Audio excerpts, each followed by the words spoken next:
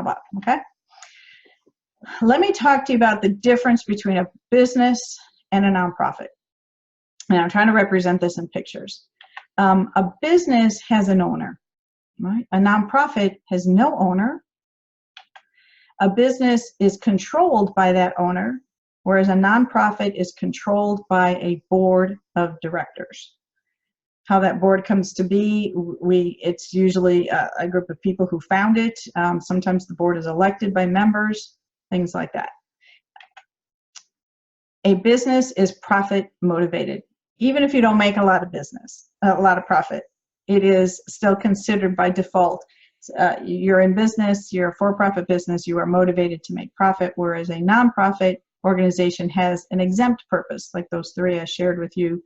Educational, of course, since we're homeschool groups, is the main purpose, but charitable and religious are two other very popular exempt purposes.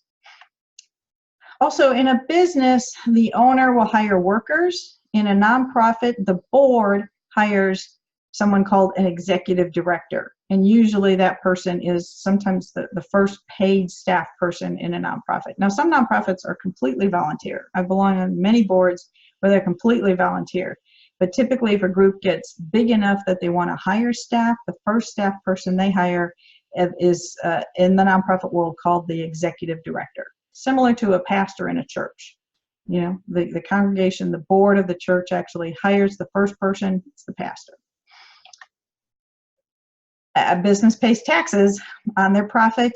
A nonprofit, it can be tax exempt, can apply with the IRS to receive tax exempt status. Businesses, of course, cannot be tax exempt. They pay tax on their surplus. So that's kind of the differences between a business and a nonprofit. It has to do with who owns it, who runs it, taxes, and things like that.